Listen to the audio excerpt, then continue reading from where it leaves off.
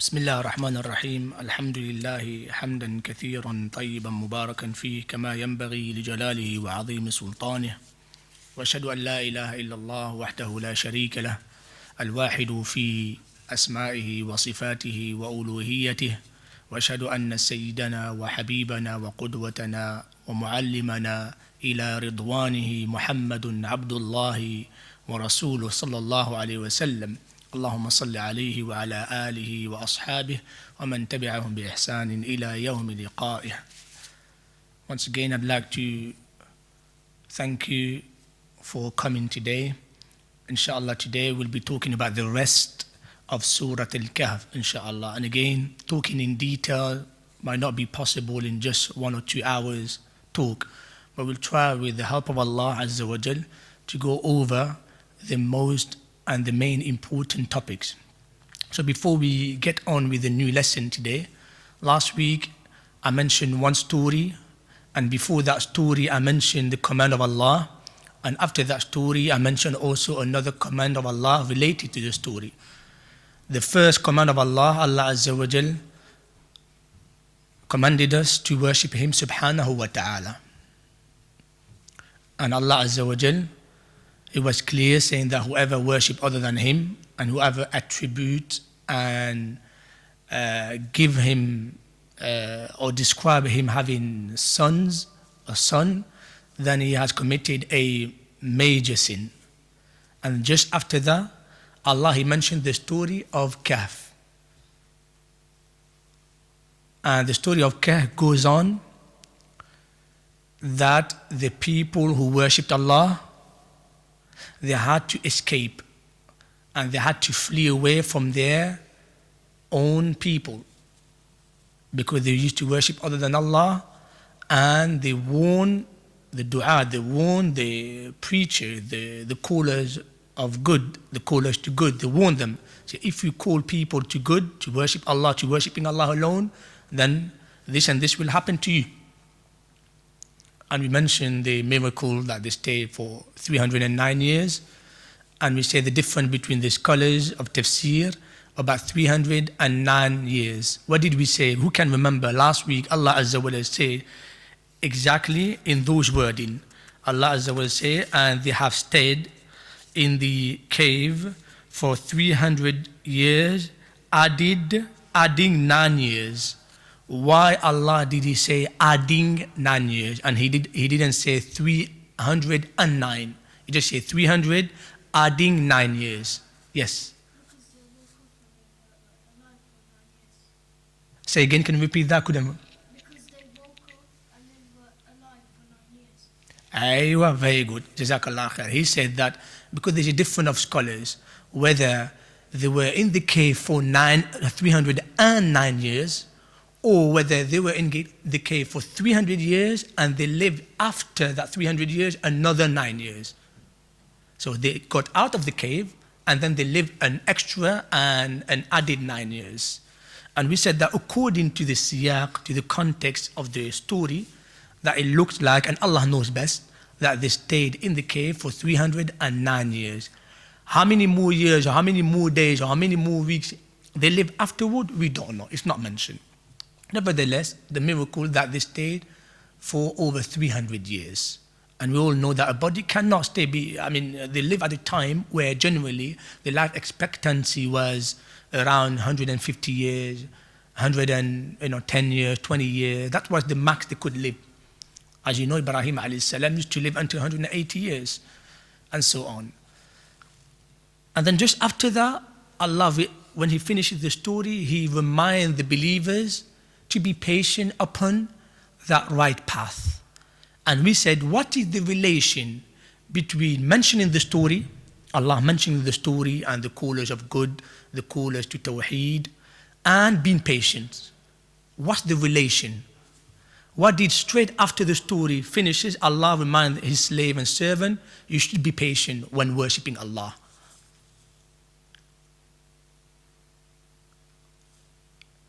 In the story, what happened? Those 7 people with the dog, what happened to them? They had to flee. So this tells you that if you're upon the right path, which is calling to Allah, to worshipping Allah, and openly, publicly say that what other worship, other people they worship beside Allah, they are upon is falsehood, you will face challenge, you will face hardship, you will face enmity, you will face animosity, you will face all that. This is the sunnatullahi ala khalqih. This is the decree of Allah upon His slave. We said last week that better than them, they were righteous people, but better than them, prophets and messengers. They came and they called people to Allah, they called people to worship Allah. Do you think people accepted them and, with the red carpet, roses on the... No. People, they rejected them. Some of the prophets got killed, some of them, because of their da'wah they were upon. And let me remind you of the hadith where the Prophet ﷺ said that at the time or Yawm al-Qiyamah, on the day of judgment, you will see prophets coming with a nation. You will see prophets coming with a dozen of followers. You will see prophet coming with 2-3 followers. You will see prophet coming with no one. Does that mean that they fail in their message, in their prophethood? They fail? No. But the guidance is coming from Allah. Allah, He guides whomever He wills. That is why we need to ask Allah's guidance all the time. And this is what we do every day, every salah, 5 times a day, times 4 rak'ah, 3 rak'ahs. We ask more than 20 times a day for guidance. But my dear brothers and sisters, my message to you and to myself, when you ask Allah, be sincere. Ask Allah with sincerity. Oh Allah, I truly need your guidance. Ihdina as-surat al-mustaqim. Don't ask with your heedless heart. And you think of shopping, you think of this, you think of that. At the same time, you ask for guidance. That's not it. And if you ask Allah with a present heart, with an awake heart, then Allah Azza wa Jal will answer your dua. This is the promise of Allah. And do you think Allah will break His promise? No, Allah will never break. Inna Allah la yukhlifu al-mi'ad. Allah, He answers your prayers, but if it has to be done with sincerity. Is this clear?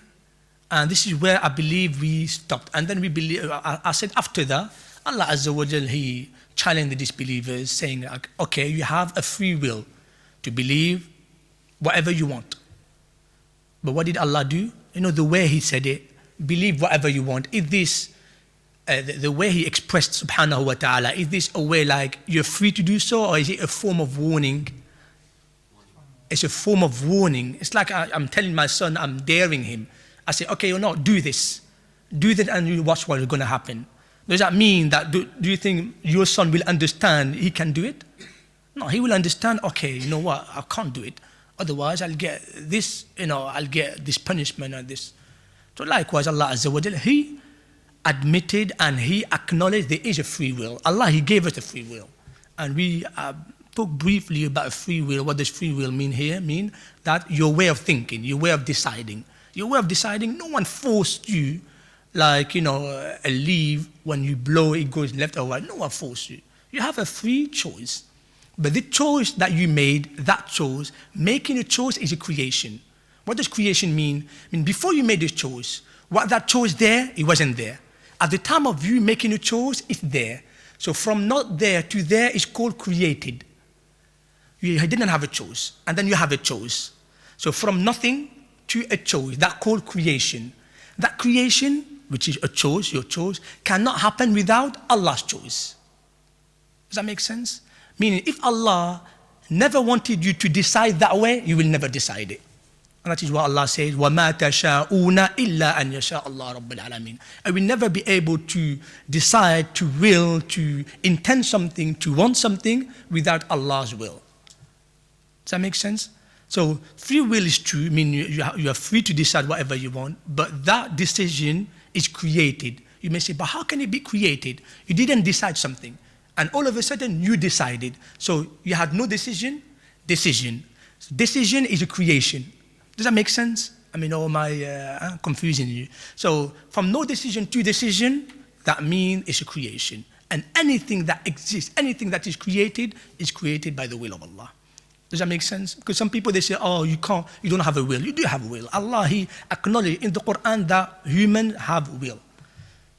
Okay? In the Quran, in SURAT AL-KAHF, Allah, He said that the wall had a will. which we'll mention later, but there's no point to discuss further. So even objects have wills, so that means that, object or things have decision and wills. And then this is where we stopped. And we said that whoever believes in Allah, they will get this and this, they will go to Jannah, and in which, rivers run underneath it, and they will be wearing, sundus. Sundus is a material that does not exist in Jannah. And istabarak, which is basically a luxury, type of clothes such as, how do you call it, silk and everything. And for those who disbelieve in Allah, then they will have hellfire in which they will be poured for drink, boiling oil. Boiling oil. May Allah protect us from disbelief. This is where we stop. Now, inshallah, we're going to move on to the next story. So the first story, we talk about Allah tested those people in their, what did Allah test them? In what aspect of life, in what aspect of life did Allah test those people? In there? Well, they were tested in what? Because they call people to da'wah, they call people to worship Allah, and then something happened. So what were they doing? Tawheed, Islam, religion. Allah tested those group of people in their religion. Allah wants to see, okay, I'm going to test you in your religion, whether you're going to go back to those people, you're going to leave Islam, or whether you're going to stay, steadfast, and you're going to stay firm in the path. So in our life, the lesson we could learn from the first story, in our life, you will be tested in your religion, whether you know it or not. But what's worse is that you don't know that you are being tested in your religion. You don't realize. Sometimes you go to work, you go to things, you don't realize, your boss might say, okay, you might say, I want to pray and everything. I want to work, but on that condition, I want to pray. Your boss say, no, you're not allowed to pray. And all of a sudden you say, okay, it's fine. You're going to combine all the 5 prayers after Isha Salah because of work. No, this is, you don't realize, but you've been tested in your religion. These are minor things. Sometimes with the sister's hijab or with this or with that, so many things in life. What I'm trying to say is that try to be firm in your religion. Do not give up when it comes to religion, especially when it comes to worshipping Allah. As for detailed things such as, wudu, or those are little details. This is flexible. Islam has a way of flexibility. But when it comes to tawheed, when it comes to either you worship Allah or you worship other than Allah, no, do not give up when it comes to that. It is clear. You'll be tested in your religion and do not give up. And we said that this surah is a protection from Dajjal. Dajjal, the Antichrist, the first thing that he will try to test you on is in your religion. He will test you in your religion. Because he will come and say, do you know who I am? You will say, yeah, you're a normal man. They say, no, I'm your Lord. You might, make fun of him, say, you're your Lord. And then, you're our Lord. And then he will do things that only Allah can do. And maybe in that matter of seconds, he will turn you from believer to disbeliever. He will turn you from believer in Allah to believer in Dajjal. That is what the Prophet said, when you hear of Dajjal arriving, do not try and face him. Because his fitna is great, the greatest fitna that all prophets and messengers before me came to warn their people against. The greatest fitna. Every prophet and messenger before Muhammad sallallahu alaihi wasallam warned their people against the Antichrist. The Christian, they call it Antichrist. The Jew, they call it Antichrist. They all have different names. We call it Messiah ad-Dajjal. Dajjal means the liar. Okay? And he will test you in your religion, be firm. If that happens, be firm. Do not give up, do not compromise, and may Allah Azza wa Jal make us firm in our religion. That's for the first story. Second story, Allah Azza wa Jal moves on and talk about the story of the 2 men where they argued and debated about their gardens, about their piece of land.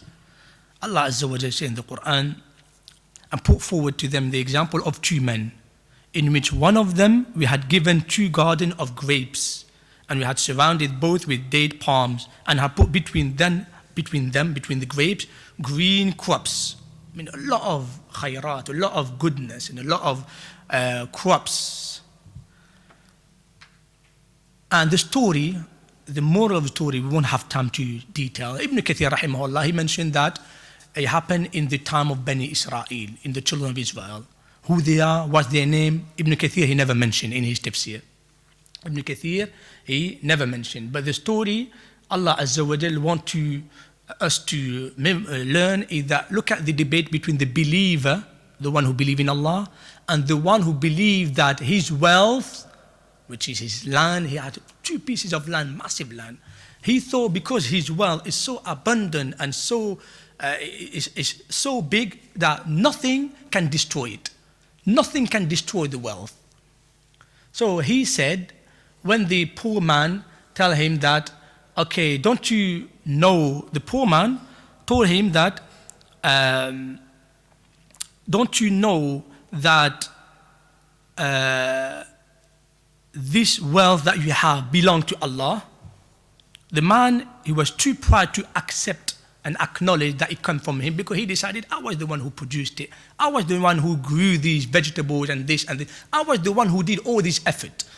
So he went to the garden with pride and with a state of disbelief and unjust to himself. He said that I think that this will never perish, and I think that the hour will never come. And if I'm brought back to my Lord, I surely shall better than this when I return to him. Meaning that he thinks that whatever he possessed is better than whatever Allah gave him. So he disbelieved the ni'mah, which is the blessing of Allah. He disbelieved. And because of his state of arrogance and pride, his companion reminded him and say, do you disbelieve in him who created you out of dust and then out of semen, and then he made you into a man? As for me, the poor man said, as for me, I believe that he's Allah. He's the one who give everything, and none shall I associate as partner with my Lord. And he said, if it was better for you to say that whatever I have come from Allah, and that which and Allah wills, if Allah wills, it will come to pass, and there is no power but Allah. And if you see me less than you in wealth and children, it may be that my Lord gave me better than your garden, meaning on the day of judgment and Jannah. So if you see me being poor man, then I have a strong belief that Allah Azza wa Jalla will give me better than what you possess now, because I believe in Allah. So the story is about the argument between a man who believes in Allah, but he does not acknowledge that whatever wealth he gained come from Allah. He said, I was the one who worked hard for it. Yes, there is no harm to say I worked hard for my wealth. There is no harm. But always saying, by the grace of Allah. I did this and this and this by the grace of Allah. I did this and this and this, Allah helped me. I did this and this, Allah. You need to always attribute all your good deed achievement to Allah. Allah Azza wa Jalla was the one who allowed you to be strong and earn an income. He's allowed you to be strong and cultivate and grow vegetables and go to work and move, and He allowed you to be clever, to work your brain out, and to work, to do your work, subhanahu wa ta'ala. In Islam, always, if you want to mention your achievement, always mention the grace of Allah. Say, by the grace of Allah, by the grace of Allah. So the story behind the story, it's a quite short story that I mentioned, is that Allah Azza wa Jal will test you in your wealth. And He will see how you react to that wealth. Test is not only in bad things, disease, or even in good things. Yes, even in good things. The first story we talk about, test in your religion. The second story we talked about, test in your wealth. Allah said in the Quran, وَنَبْلُوكُمْ بِالشَّرِّ وَالْخَيْرِ فِتْنَةً. We will test you in misfortunate things, and will also test you in fortunate things, بالخير, in goodness. Allah said in the Quran, like I mentioned last week, إِنَّمَا أَمْوَالُكُمْ وَأَوْلَادُكُمْ فِتْنَةً. Indeed, your wealth and your children are a test for you. You may say, but how can children be a test? How can wealth be a test? Allah, He wants to see how you're going to react. Are you going to give a portion of it? All Allah asks is 2.5%. A 3.5% of your wealth to give out, to give to the poor people. In other words, if you had £10,000, Allah is only asking £250 yearly. That's all Allah is asking. Allah is not. Is it something that will benefit him? No. Is it something that will make him more powerful, richer? No, subhanahu wa ta'ala. Ta'ala Allah, ya ayyuhan nasu antumul fuqara'u ila Allah. O mankind, you are the people of need. You are the one who need Allah Azza wa Jalla. Wallahu huwa al-ghaniyyul hamid. Allah is free of need, subhanahu, self-sufficient, and He is praiseworthy, subhanahu wa ta'ala. So Allah, when He commands you to give out, is for so many benefit. One of the benefit is spiritual benefit. This will benefit you not to become selfish, not to become greedy, not to become stingy. This is a good behavioral benefit. From the benefit is social benefit. You help the poor people. You know, you bring some happiness into a poor family. And I'm sure some of you may have experience when you go and help some poor families, you know, how happy he is. You know, the smile that you bring to his family and to his children. I'm sure you felt that. And that makes you feel so happy as well. Because he's part of you, he's part of, you know, your community. So Allah will test you in your wealth. How you will gain that, how you will earn the income. Is it halal one or haram one? That's a test. And if you earn the income in a halal way, how will you give it out? Will you spend it in a halal way or in a haram way? Allah will test us. And the relation between that and Dajjal will also test you, by the test of Allah, Dajjal will also test you in your wealth. Dajjal, he will give you probably a lot of money, you're poor, he will give you a lot of money to see how you're going to react to that. You're rich, Dajjal, if you don't believe in him, Dajjal might take all your wealth away in a matter of seconds. Allah gave him abilities and power to do things. Dajjal will test you. And Allah will see how you're going to react to that test. He will tempt you, Dajjal. So these are tests. So the second story that we learn is that our wealth, we could be tested, and we will be tested, and we have been tested and in our wealth. And Allah Azza wa Jalla wants to see how you're going to react when it comes to having wealth. And then at the end, Allah Azza wa Jalla, He said, هُنَالِكَ الْوَلَايَةُ لِلَّهِ الْحَقِّ. This is the moral of the story. On that day, the true authority and power will be for Allah alone. The day of judgment. You may come with millions of pounds, you may come with £1 billion with land in front of Allah. This will mean nothing to Allah Azza wa Jal. The only thing that will be beneficial for yourself and that Allah will look into, that is what Allah talk a bit later, Al-malu wal-banuna zinatul hayatid dunya. Indeed, He says wealth and children. He says wealth and children are the adornment of the life. Indeed, Allah Azza wa Jalla created wealth to make you, feel happy, to make you live. And Allah created for you children, to make you happy and as a part of beauty of this world. But these things, do you think they will live forever? They will stay forever? No. Either you will go to your Lord, or either they will go before you. Either the wealth that you have earned, maybe at some point in your life, may Allah make it not happen, but maybe at some point in your life, Allah will take all your wealth away. It could happen, people became bankrupt, and that happened. And then what did Allah say? So the question that we will have, okay, what is the thing that will stay forever? Allah said, وَالْبَاقِيَاتُ الصَّالِحَاتِ. He said, but the good righteous deed are the one that last, and they are better with your Lord for reward and better in respect of a whole. Ibn Abbas and the Mufassirin say, what is Baqiyatu Salihat? Baqiyatu Salihat means the good deed that last.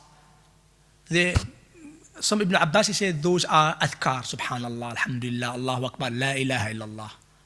And some of the scholars like Suddi, his students say, no, it's a salah, it's prayer. Some of them say, no, it's a righteous deed generally.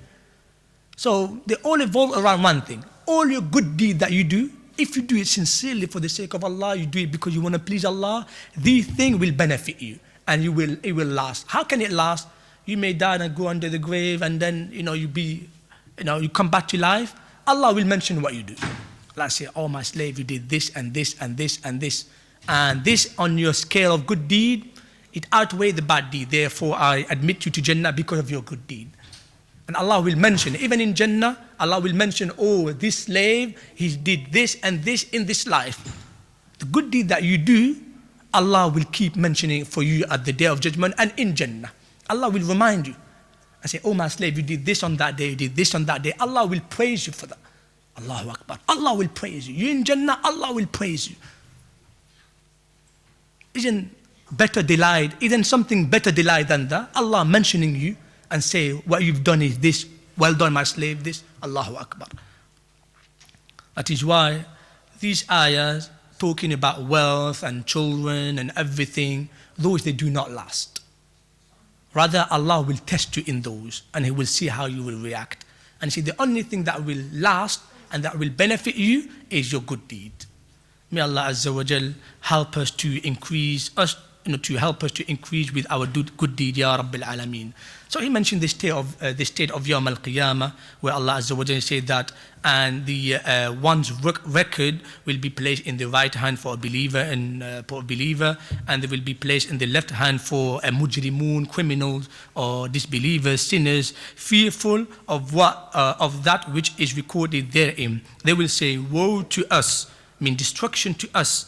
What sort of book is this that leaves neither a small thing nor a big thing, but has recorded it with numbers? I mean, everything you do, whether it's good or bad, this will last. And if it's good, then alhamdulillah.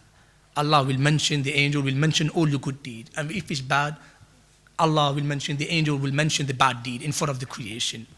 May Allah Azza wa Jal help us to do the good deeds, Ya Rabbil Alameen.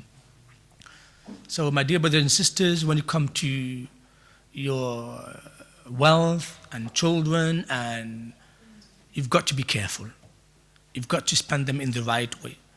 You've got to deal with them responsibly when you come to children. You may think that children is just procreation, giving birth and having children, and that's it.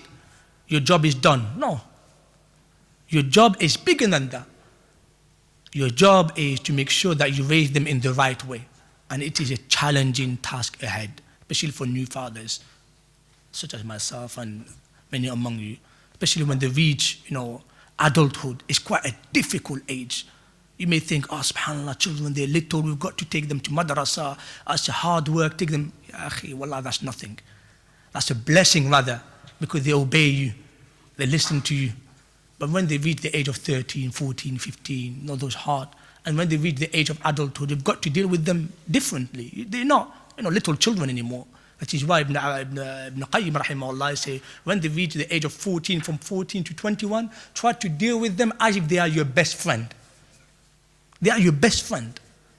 They are your best helper. So you've got to deal with them in a nice way. You've got to always get them to earn your trust. So that they can tell you everything. This is the best father, and this is the best child as well. And that goes also my advice for the child. Do not listen to what you've been told out, especially whether from the Muslim or the non-Muslim community telling you, you still listen to your dad, you're 19 years old, 20. What's this? You're not a man. Subhanallah. The best honor and dignity is to show people I still listen to my dad. That's the best honor. You acknowledge that your dad, he's the one who brought me up until now, until the age of 30, 40. He was the one who still gave me advice and who still, helped me with things in my life. So you've got to be honored and say, my dad is still alive, alhamdulillah, I listen to him. And I'm proud to be his son, an obedient son. You've got to show courage and honor and pride. Don't be too shy and say, oh, my dad told me I have to come home at 9, oh yeah, and then they might make fun of you, your friends. So what? That's their loss, and it's your win. That makes sense? And my advice, teenagers, when you're in year 9, 8, 9, 10, these are difficult times because your body changes, your mind changes. You feel like, okay, I'm reaching the state of adulthood. I'm an adult. Why is my dad still giving me, like command and orders? You've got to be patient. It is hard, but you've got to be patient.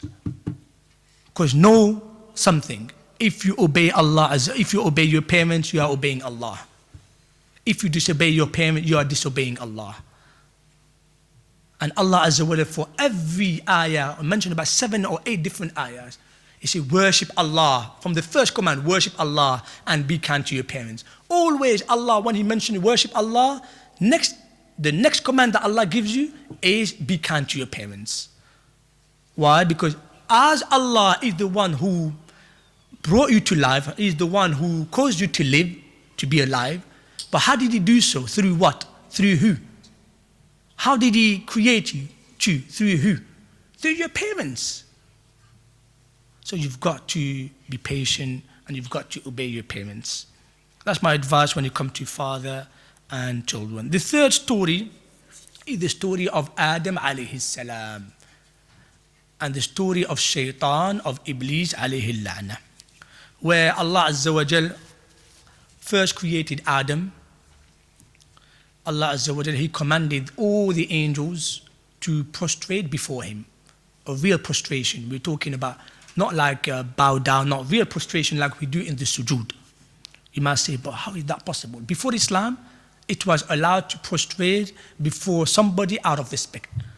And here, the angel, they did it out of respect and out of obeying Allah's command. Allah told them, prostrate and bow before Adam. The angel shouldn't say, but why can we do it? We have to do it. No. The angel, they should listen to Allah's command. Everyone who lived in heaven did so, except one. Who lived in heaven, he was the best among them, but he was not from the angel. He was from the jinn. Jinn is a creation, they created of smokeless fire. Smokeless fire. Fire, but without smoke. Allah Azza wa Jalla said in the Quran, وَإِذْ قُلْنَا, and remember when we said to the angel, prostrate yourself to Adam, so they prostrated themselves except Iblis. That's the name. Iblis is the head of Shaitan. That's his name. Except Iblis, who was one of the jinn, he rebelled or he disobeyed the command of his Lord. Will you then take Iblis and his offspring as protectors and helpers rather than me, i.e. Allah, while they are enemies to you? What an evil is the exchange for the wrongdoers. What is the relation between, we talk about Yawm al-Qiyamah, the good deed, will last, as well as the bad deed will last, because Allah will mention the good deed to you and He will mention the bad deed to the wrongdoers. He will say, look, you did this and this. They will be taken to hellfire. May Allah protect us from hellfire. What is the relation? Allah is mentioning here, what is the reason, what is the reason that mankind do the bad deeds? What is the reason? It's Iblis. Iblis' mission is to misguide and lead all mankind to hellfire.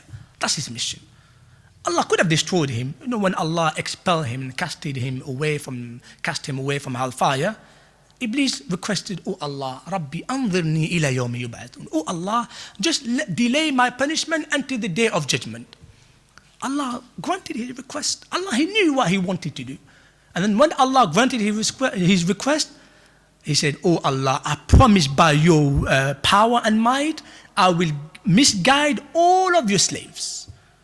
I will come to them from in front of them, from behind them, from their right, from their left, and you will not find among them, or many among them, you will not find many among them to be grateful people.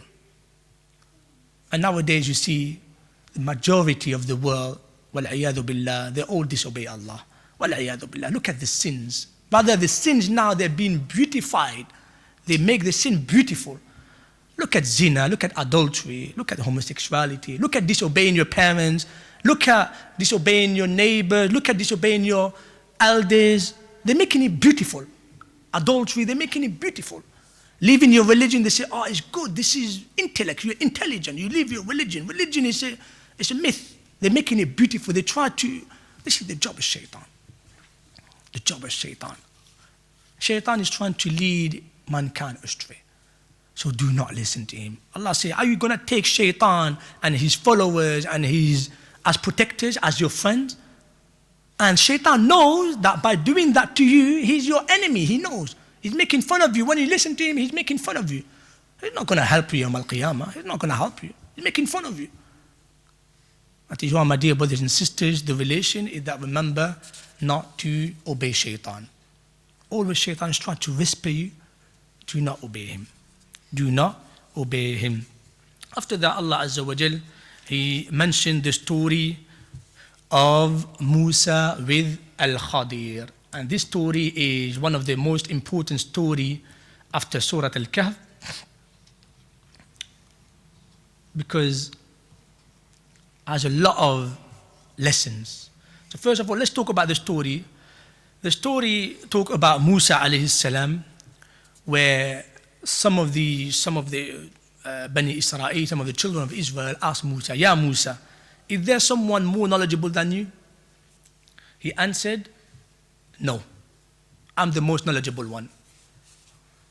فَعَتَبَ اللَّهُ, like in the hadith, Allah Azza wa Jal reprimanded him or scolded him off because he forgot, Musa alayhi salam, forgot to attribute knowledge to Allah.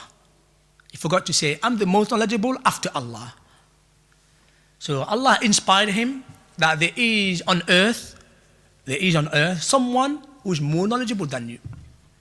And look at Musa alayhi salam. Many stories to take. First thing is never be too arrogant and say, I know the most. That's the first lesson. Second lesson that we will learn, Musa, he did not become too arrogant and say, what? Is that possible? No, you know what? He became angry, or rather he was so thirsty for knowledge. But like, there is one, oh Allah, show me to him. Oh Allah, tell me who that is. He said, Allah gave him the command, take a servant with you or a helper with you and take a fish with you on your way to eat. And when you lose on your way, when you lose that fish, then follow the path, follow back the traces that you went. Follow back. Return back. Return back to your traces, and you will find the man. And they went. It is said that it took them months, if not years, because in the ayah, Allah Azza wa Jalla, what did he say? He said, and remember when Musa said to his boy servant, I will not give up traveling until I reach the junction of the two seas, because Allah told him it's that way, the two seas. It is said that the two seas is, the peninsula of Egypt, Mount Sinai. At the end of Mount Sinai, we have Sharm el-Sheikh and Ras Muhammad, and the left sea is the Sea of Indian Sea, I believe. I can't remember what it's called. That's not the Indian, that was the Red Sea, wasn't it? Yeah, the Red Sea, that's the Red Sea, sorry, my mistake, that's the Red Sea. So there's left Red Sea and right Red Sea.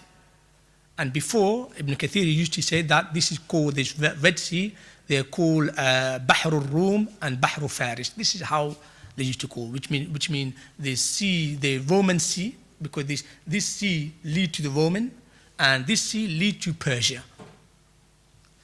And then he said, or I will spend years and years traveling.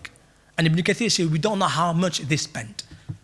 But they were in quest. This showed the importance of seeking knowledge. Musa alayhi salam knew somebody was more knowledgeable, and yet he was the most knowledgeable. He was the most knowledgeable. But if he knew that somebody had more knowledge, he did not become too arrogant and say, I will not go and seek knowledge. He went to seek knowledge. He want to learn. So my dear brothers and sisters, the message, youth, adult, learn. Don't think I'm too old to learn. I'm too young to learn. You know what? I know everything. What should I learn? No. There's no such thing. And subhanAllah, what good about Islamic knowledge? The more you know, the more you are humble. The more you say, subhanAllah, I know nothing. The less you know, the less you think, you know what? I know nothing. You think, oh, you know what? I've learned a bit. I've read a book. Khalas, that makes me a scholar. It doesn't work like that. That is why the scholars are the people who are the most down to earth, humble. They're very humble. The scholars, radiallahu anhum. And the Prophet ﷺ is the humblest of them all. So as he went to on the way, he went to, after a few, after on their way, he found a rock, and they reached the junction like Allah told him, and then they slept. When they woke up, Musa told his boy or his servant, okay, get the fish out, we're going to eat. And the servant forgot to tell him that the fish already, escaped. It looked like, wallahu alam, that they had a fish and probably in a bucket of water. Allahu alam, Allah knows best how. Because, if it takes years to travel, the fish will probably, rot or Allahu alam, Allah knows best. And then it says that they forgot their fish and it took its way through the sea as a tunnel. And then Musa alayhi salam, the boy, expected Musa to be angry, but Musa alayhi salam, he said, Subhanallah, this is what Allah Azza wa Jal, he wanted us to do. He said, he said, that is what we've been seeking. And they went back retracing their footsteps and they found one of our slaves. They found one of Allah's slaves. As they went back to retrace their steps, a few probably days later, I'm not sure, it's not mentioned in the tafsir, they found that man. Who is that man? Alhamdulillah, Mufassirin, they all agree that his name was Al-Khadir. Khadir, and there's a difference between scholars.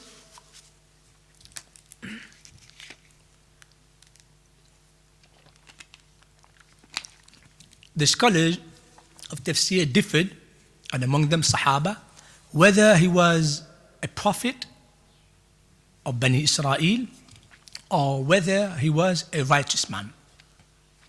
Who was it? We know his name is Al-Khadir, but who was he exactly? Was he a righteous man, a slave of Allah, righteous man, or was he a prophet? Because righteous man does not receive revelation from Allah. He does not receive revelation. Yes, he might be clever, but he does not receive revelation. Whereas a prophet, no, he received revelation from Allah, inspiration from Allah. Allah tells him what to do. And the majority of scholars go that he was a prophet, and Allah knows best. And whether you believe he's a prophet or not, that's not. But you believe in the story. And then Allah Azza wa Jal say to Al-Khidr, he told him, may I follow you so that you teach me something of knowledge in which you've been taught by Allah? Al-Khidr, he said, verily, you will not be able to have patience with me. So the story that we could learn is that seeking knowledge needs patience in all aspects, whether you sit, the way you ask, the time, money, it needs a lot of patience. You've got to train yourself and coach yourself, your being to bear with knowledge. Subhanallah, it is said that scholars such as past, they used to learn for 40, 30 years, sit in the same spot, same way of sitting.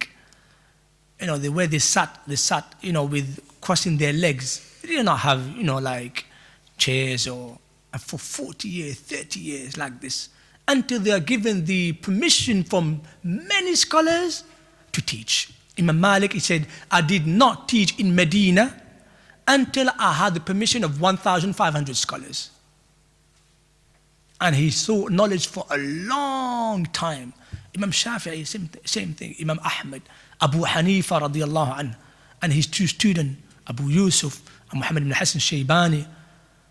Those people, not long ago, Ibn Uthaymeen, he sat for 20 years until his Sheikh Sa'di said, okay, you can teach. Ibn Baz, many scholars of the past and of our time, they sat, and Allah Azza wa Jalla acknowledged their effort. And look at now, their name is still been mentioned, and we make dua for them because of their sincerity. And many scholars. So that is why the importance of having patience when it comes to learning. Because you might learn something that you will not be pleased with. All your life you used to do something, and then you learn a new thing. What you do is wrong. Do you think that's easy to... Well, it's not easy to change overnight. You have to be patient. Your teacher, it might take him too long to explain. It might take him too short to explain. You ask him a question, and then he's upset. He doesn't like you to ask him a question. He doesn't like you to argue with him. Many teachers are different. But the best teacher is the one who, argues, to teach you how to. That's the best teacher without a doubt. But if you become too argumentative, that's not good, because that means you're lacking respect. So you've got to be patient. Every time when you have knowledge, with knowledge comes patience. That all they go together. And then the story happened is that our first thing what happened, they both proceeded until they embarked a boat, a ship, and Khidr scuttled it. Khidr basically made a hole. And then Musa said, why did you do so? Well, Khidr told him, every time I do something, when you follow me, every time I do something, do not argue with me. Do not ask me. Don't question me, because I will teach you what you need to know. You only need to know basis. SubhanAllah. The prophets, how they respected and reacted with each other. Musa alayhi salam, he argued. He said, why have you done that? The scholars, they've learned from this lesson that it is normal for a human to question.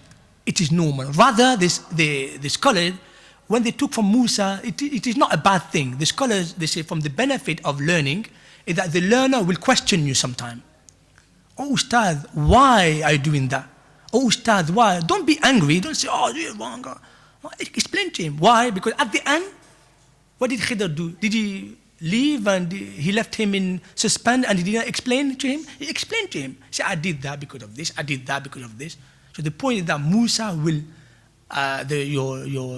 your learners, the student, they will question you. Don't scold him off and say, go away. You're too young to ask questions. No. I have to also teach you, I have to be patient.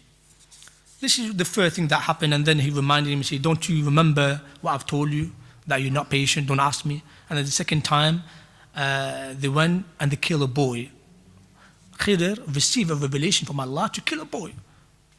And then Musa said, what have you done? You've killed an innocent soul. And then Khidr, he said, did I tell you that you will have no patience?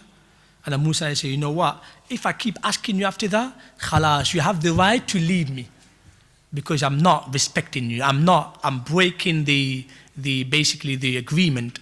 That should be quiet.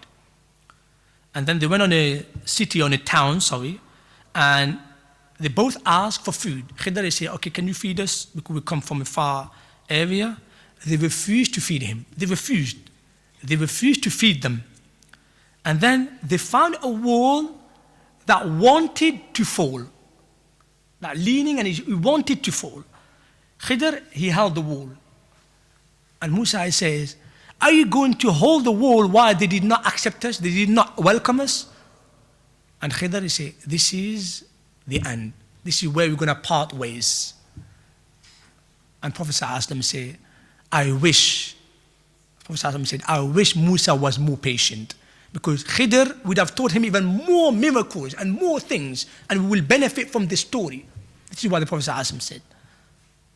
So there are some features, some prophet, they're known to be a bit more like, they're hot-tempered. It's not really, some scholars, they say, oh, this is a insult, or some brothers, not scholars. No, this is not an insult. Musa alayhi salam, he loved to question. He loved to, and the story of the man that he argued, Musa alayhi salam, just kill him with a fist, just a punch, because he was a very strong man alayhi salam. Some prophet they're weak, some prophet they're very strong. One of them is Musa alayhi salam. Dawood, he was very strong. Some prophet, Allah gave them, basta, Allah gave them strength in there. Musa alayhi salam, every prophet different in terms of qualities and characteristics, but they all have that thirst for learning. They all love learning. They all slave of Allah. They all, when Allah tells them you made a mistake, they all bow down before Allah and cry. These are prophets, and Musa alayhi salam, he is one of the best prophets, because his challenges and his fitna, trial, were more than anybody else. He had Fir'aun, the biggest tyrant of the time, and yet he was patient. Just him and his brother, that's it. Like men, they stood before Fir'aun.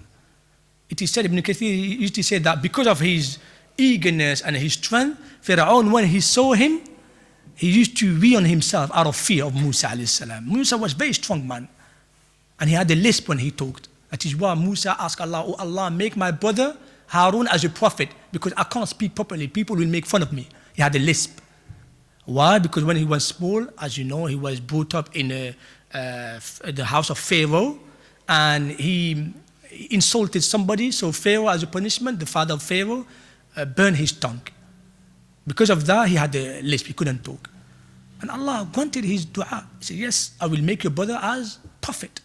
And his brother was the one who was very eloquent, and he was the one who, alayhimu salatu wassalam, Musa and Harun. That is why you should have a story of Musa and Harun on their own. Great story. Alayhimu salatu wassalam. Anyway, at the end, they say this is where we part ways. And for what? For things that you were not patient with.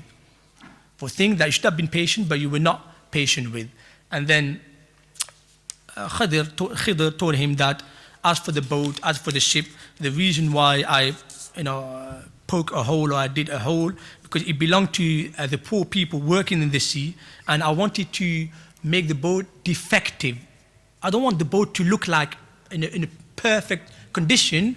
Why? Because there are some king or some like pirate king who look after the good boat, perfect condition boat, and they would have seized the boat. If they saw the boat in perfect condition, they would have seized the boat. And the people, the poor people, they would probably die, or they would.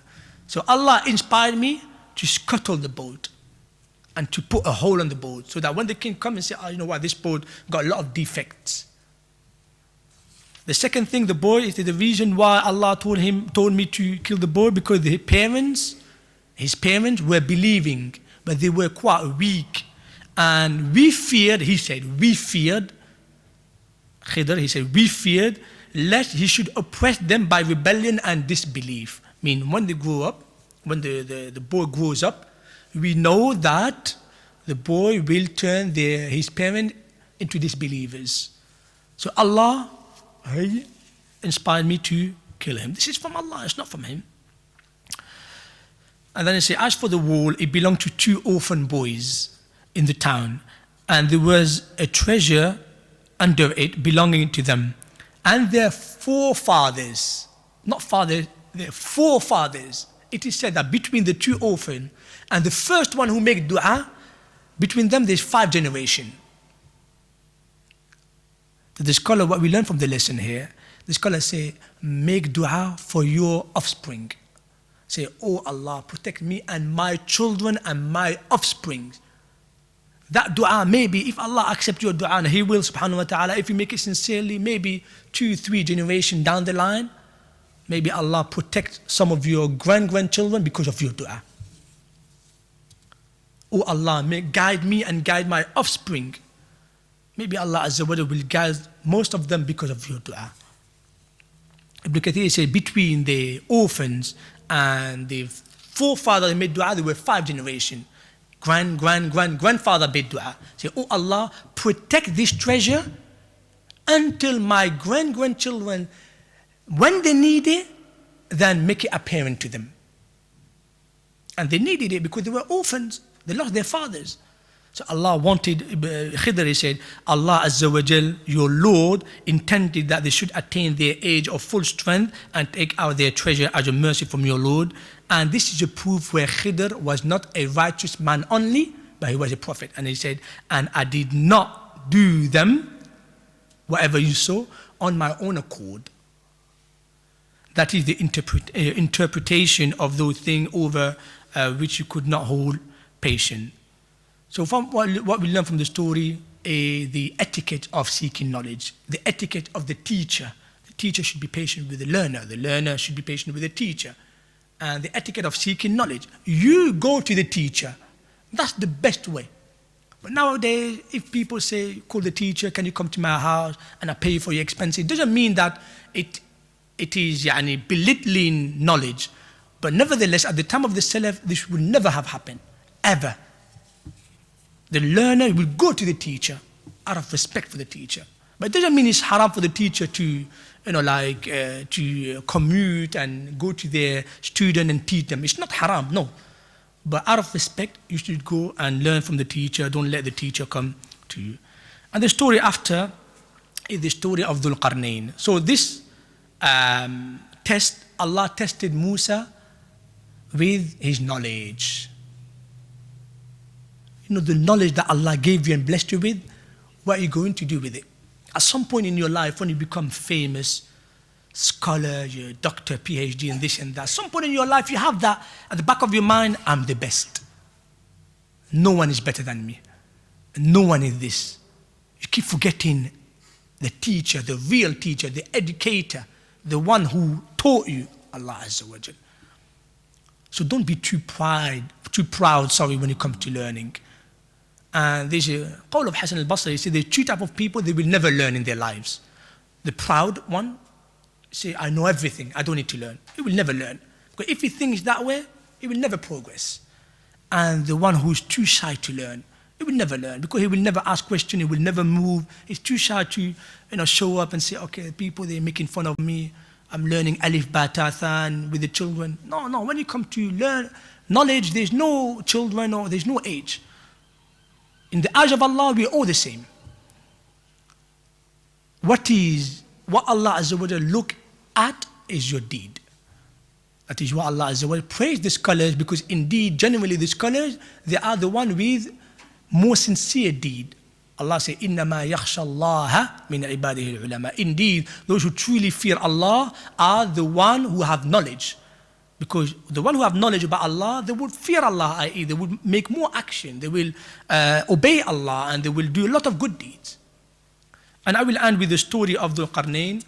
The story of Dhul Qarnayn, it was about a king, and that king, a lot of people say that he was the Alexander the Great, but he is not, because Alexander the Great lived 200-300 years before Christ and before Isa alayhi salam, 200-300 years BC. Whereas this king, Alexander the Great, as you can see, he followed the story of Khidr. He lived at the time of Musa.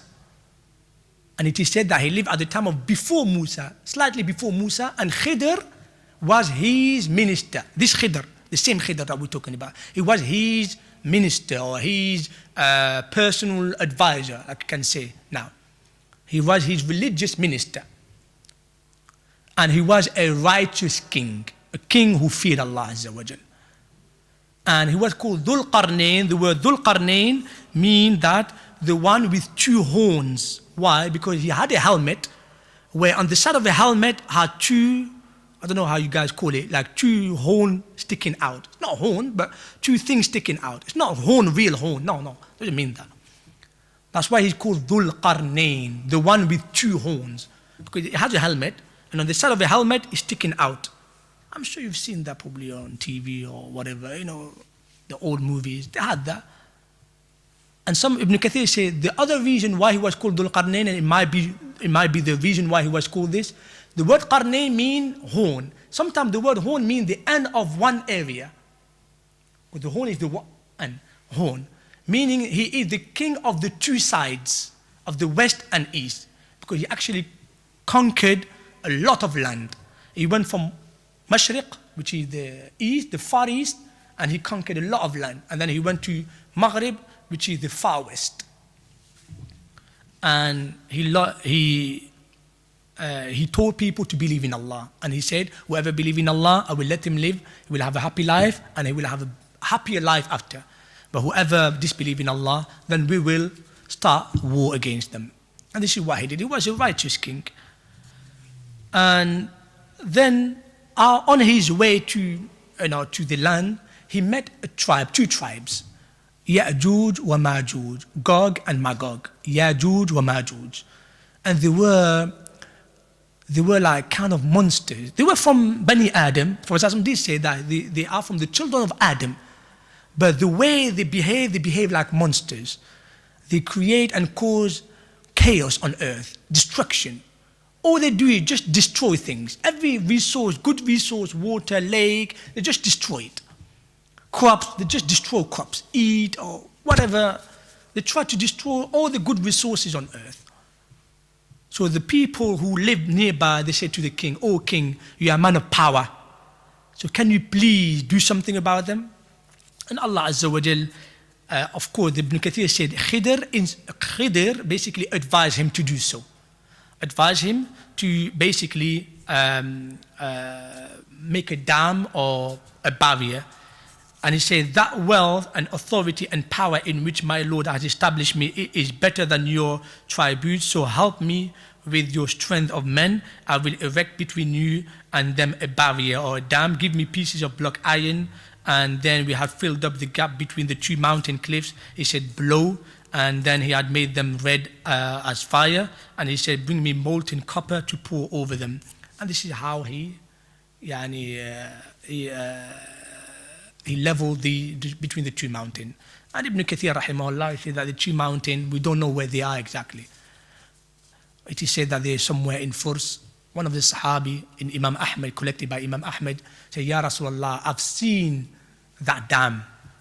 And he said, just describe it to me. See, they're dam with different colors, like with like lines, red and black lines.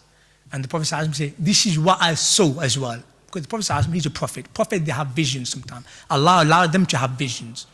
In a prophecy, sometimes can come through the heart, sometimes can come through the vision, sometimes can come through dreams, and sometimes Allah speak to them directly, or sometimes Allah send to them in angel, Jibreel alayhi salam.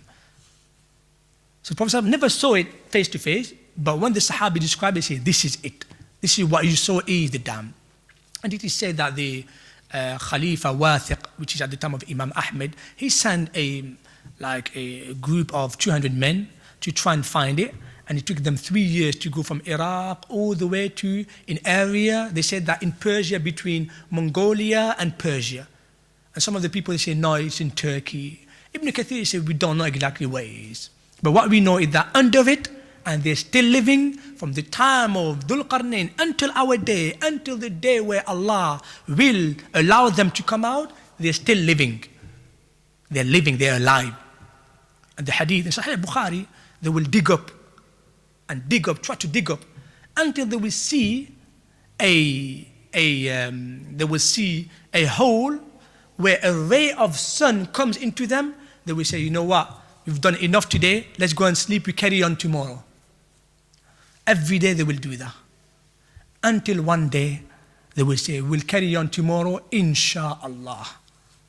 One day they will say, insha'Allah, Allah Azza wa Jalla allow them to dig up and erect, and they will come out. And once they will come out, Allah say, وَاقْتَرَبَ الْوَعْدُ الْحَقِّ Allah Azza wa Jalla say, حَتَّى إِذَا فُتِحَتْ يَأْجُوجُ وَمَأْجُوجُ وَهُمْ مِنْ كُلِّ حَدَبٍ يَنْسِلُونَ. Until we will allow for Ma'juj and Gog and Magog to erect, and they will come down from all the high cliff.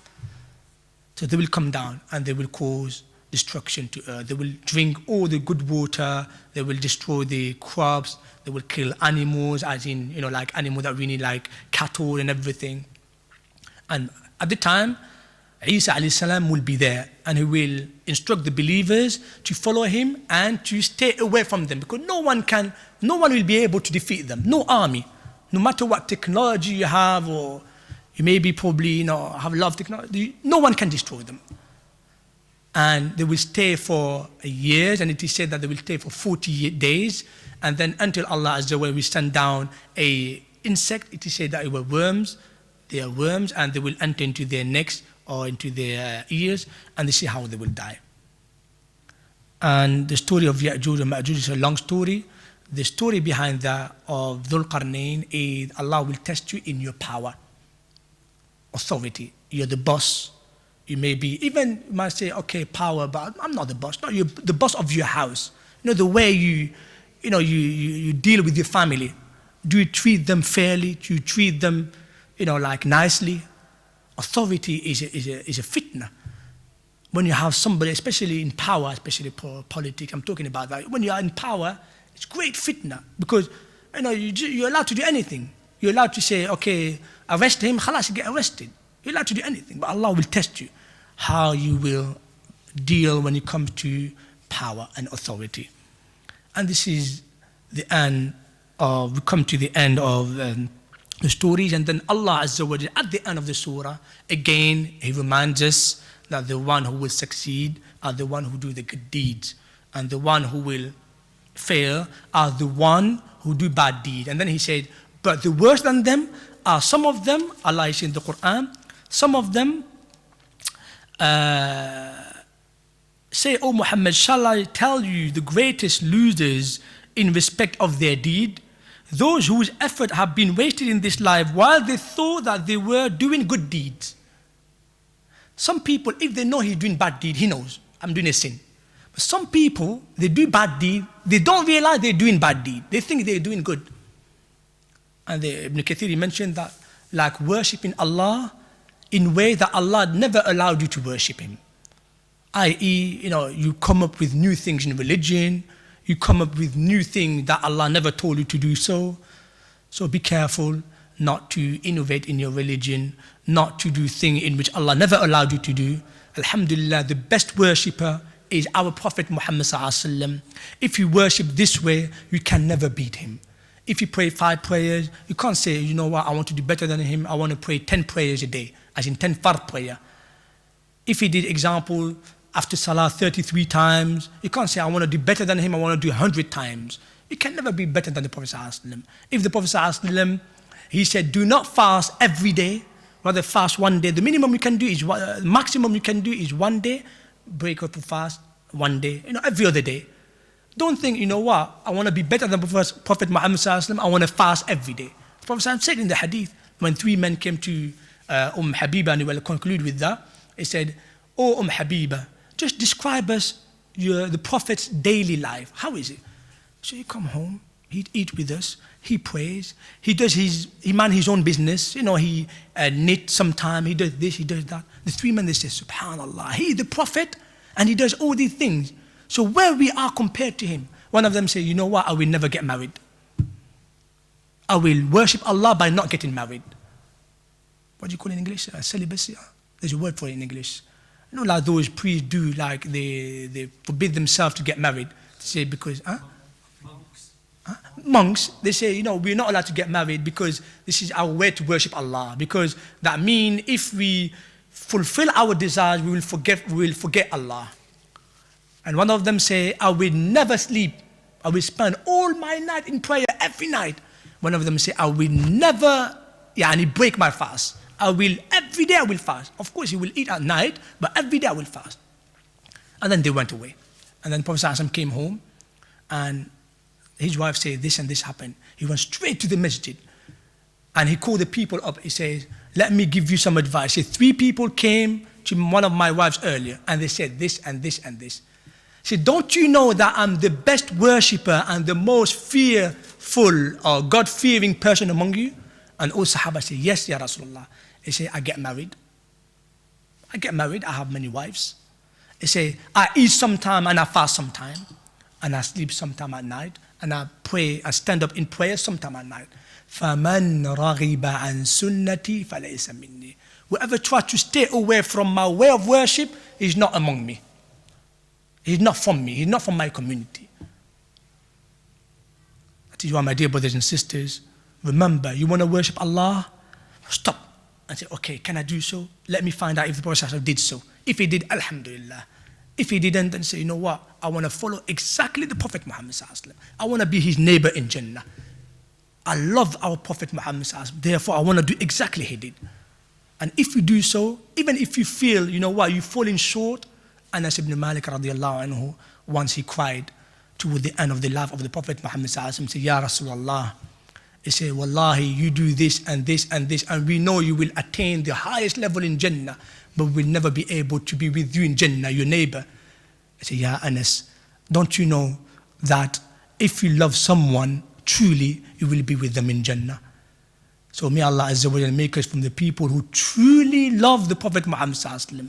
And loving the Prophet sallallahu alaihi wasallam is not with the tongue only, and then all your deeds you do the opposite. No, loving the Prophet sallallahu alaihi wasallam start with your tongue and end with your actions. Start from the heart, tongue, and action. And I'm very sorry today again, I went just overboard, about 5-10 minutes over. But inshallah, if you have any question regarding SURAT Al-KAHF, then I give you 5 minutes. By the way, but last week, it slipped my mind, subhanallah, when one of the brothers say, where was Ashabul Kahf? Ibn Kathir, he mentioned, he said that Ibn Abbas said that they were somewhere in Jordan. But Ibn Tabari, rahimahullah, he said that it could be in Iraq, it could be. But Ibn Abbas, he said they are in Jordan. If he said so, that's the closest, inshallah, they were somewhere in Jordan. And now there's an area called, I can't remember, Ayla. Now, the area is called Ayla. That's an area in Jordan where now, until now, you can see that cave. You can see it. Okay, and Allah knows best. It doesn't mean it's truly that one. Allah knows best. Now, if you have any other question regarding Surah Kahf, then inshallah, if I can answer, then I will answer.